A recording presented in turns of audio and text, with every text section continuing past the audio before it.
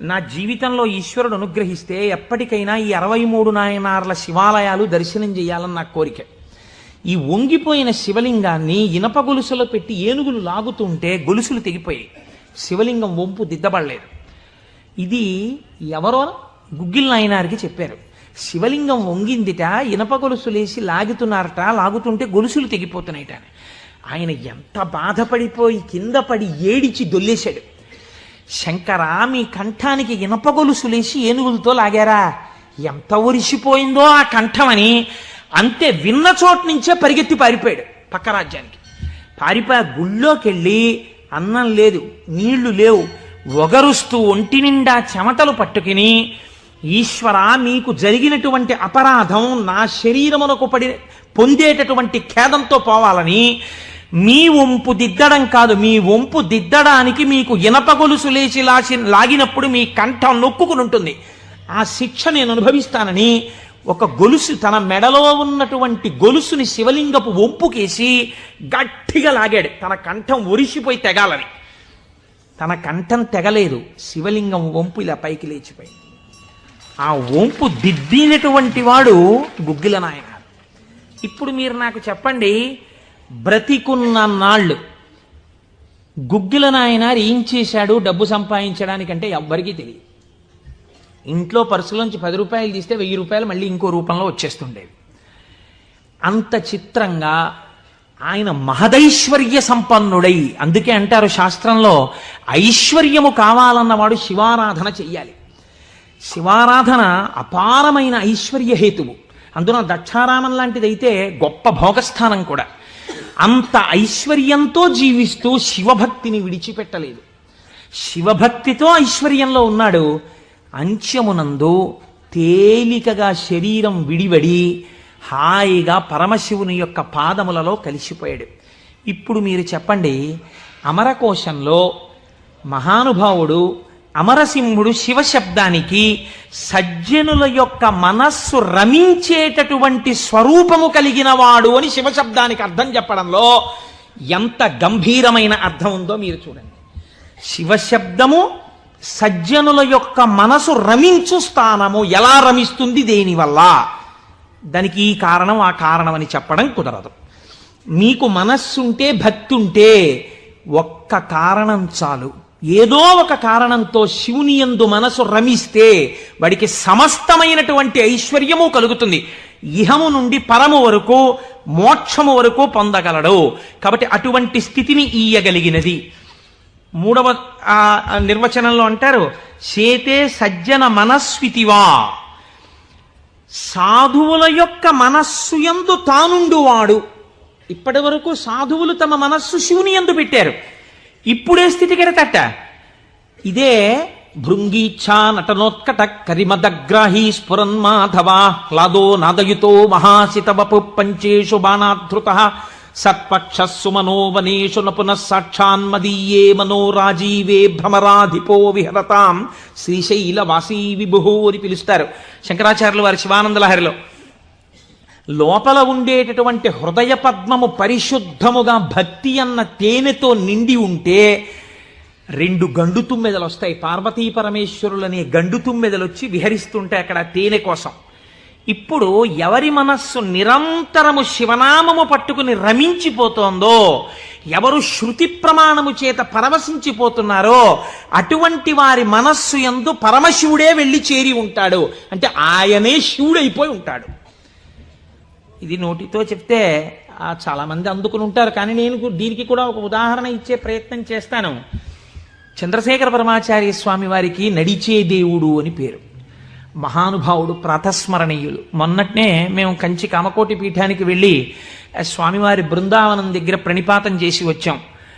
సమాధి అన్నమాట వాడరు పెద్దలు. సన్యసించినటువంటి వారిని సమాధి చేసిన చోట పైన తులసి కోట పెడితే బృందావని మీద పిలవాలి. ఇది బృందావనం అండి, చంద్రశేఖర పరమాచార్య స్వామి వారి బృందావనం అనాలి.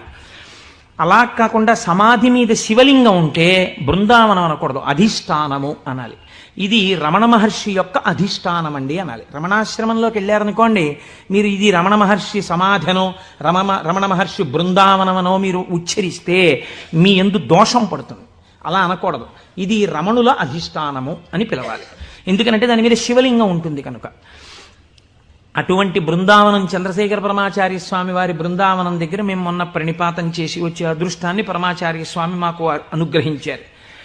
పరమాచార్య స్వామి ఒక మాట చెప్పుకుంటూ ఉండేవారు. ఆయన అనేవారు, నాకు ఎప్పుడైనా చీకట్లో వెడుతున్నప్పుడు ఒక విగ్రహాన్ని చూస్తే నా బాధ్యత నాకు గుర్తొస్తుందనేవారు. ఇదండి రమించడం అంటే, ఇది శివుడు అంటే. మామూలుగా మాట్లాడడం, ఇలా ఉపన్యాసాలు చెప్పడం గొప్ప కాదు. రమించిన హృదయంలోంచి అటువంటి మాట రావడం ఆ వ్యక్తి యొక్క స్థితిని చూపిస్తుంది. పరమాచార్య నడిచి వెళ్ళిపోతుండేవారు. తెల్లవారుజామున 3 గంటలకి వారు నడిచి వెళ్ళిపోతున్నారు. ఒకసారి నడిచి వెళ్ళిపోతుంటే ఒక ఊరి మధ్యలో ఒక కోటు వేసుకున్నటువంటి ఒక వ్యక్తి, వాడెవరో ఒక రాజకీయ నాయకుడు, ఆయన యొక్క శిలా ప్రతిమ ఒకటి ఉంది. పరమాచార్య నిలబడి ఒక నవ్వు నవ్వారు. పరమాచార్య నవ్వారంటే దానిలో ఏదో అర్థం ఉంటుంది. ఆయనతో ఆనాడు అంతేవాసులై దగ్గరగా నడిచినటువంటి శిష్యులున్నారే, వారు అదృష్టవంతులు కనుక వారు దగ్గరగా వెళ్ళి నిలబడ్డారు. ఎందుకు నవ్వారు అని అడగరు కదా. వారు నవ్వి అన్నారు, దీన్ని చూస్తే నాకేం జ్ఞాపకం వస్తుందో తెలుసా, నా బాధ్యత జ్ఞాపకానికి వస్తోంది అన్నారు. అదేమిటండి, ఆ విగ్రహానికి మీకు సంబంధం ఏమిటి అనుకున్నారు విన్నవాళ్ళు. ఆయన అన్నారు, ఈ విగ్రహంలో ఉన్న వ్యక్తి తెల్లవారుజామున 3 గంటలకి ఇలాగే కోటేసుకుని నిలబడి ఉండేవాడా అని అడిగారు. అప్పుడు 3 కదా అయింది టైము. తెల్లవారుజామున 3 గంటలకి ఆ విగ్రహంలో ఉన్న వ్యక్తి ఎవరు ఉన్నాడో ఆయన అలా కోటేసుకుని నిలబడ్డ కదా. లేకపోతే బహుశా ఇప్పుడు మనం 3ంటికి చూసాం, ఈయన రాత్రి 1 గంటకు కూడా ఇలాగే కోటేసుకుని ఉండుంటాడు. అంటే రాత్రి 1 గంటకు కూడా ఈయన బతికున్న రోజుల్లో కోటేసుకుని ఉన్నాడా? లేడు. కానీ కోటేసుకున్నటువంటి వ్యక్తిని అందరూ చూశారు బయట. ఆయన బయటకు వచ్చినప్పుడు ఎక్కువగా కోటుతో బయటకు వచ్చేవాడు. కాబట్టి ఇప్పుడు ఆయన్ని చూడగానే రాత్రి చూసినా, పగలు చూసినా, ఉదయం చూసినా, సంధ్యవేళ చూసినా ఆయన జీవితంలో సాధించిన విషయాలు జ్ఞాపకానికి వచ్చి, అందుకు ఆయనకి ఇటువంటి శిలాస్తూపం పెట్టారు అని జ్ఞాపకానికి వస్తుంది. నేనెవరో తెలుసా? పరమాచార్య చెప్పిన మాట. నేను కూడా ఇలా దండం పట్టుకుని కమండలం పట్టుకుని నడిచి వెళ్ళిపోతుంటే భారతదేశమునకు 4 చెరగుల మళ్లీ అవైదికమైన మతములు ప్రవేశించకుండా 4 పీఠములు పెట్టి చంద్రమౌళీశ్వరారాధన ఏర్పాటు చేసినటువంటి మహాపురుషుడైన శంకరాచార్య స్వామి వారి ప్రతిబింబంగా ఆ శిల తన జీవితాన్ని జ్ఞాపకం చేస్తే, శంకరులని జ్ఞాపకం చేసి నడుబడిని నేర్పడానికి ఈ రూపంతో మేం తిరుగుతున్నాం. మా నడుబడి ఎంత జాగ్రత్తగా ఉండాలో చూడండి అని పరమాచార్య ఆ స్తూపాన్ని చూసి చెప్పుకున్నారు. ఎంత భక్తో చూడండి నిజంగా వారిది. వారు ఒకనాడు శ్రీశైలం వెళ్ళారు. వెళ్ళినప్పుడు హటకేశ్వరంలో శంకరాచార్య స్వామి వారు తపస్సు చేసినటువంటి ప్రదేశం ఉంది. వారు ఆ హటకేశ్వరం దగ్గరికి వెడుతూ ఆ తపస్సు చేసిన ప్రదేశం దగ్గరికి ఒక సంస్కృత పండితుడిని పిలిచి వారు సంస్కృతంలోనే మాట్లాడుతుండేవారు. ఆయన అన్నారు, చాలా కాలం మఠాన్ని నిర్వహించాను. 13 సంవత్సరాల ప్రాయంలో సన్యసించారు మహానుభావుడు. చాలా కాలం మఠాన్ని నిర్వహించాను. ఉత్తర పీఠాధిపతిని నిర్వహించాను. జయేంద్ర సరస్వతి స్వామి వారిని ఉత్తర పీఠాధిపతిని చేశాను.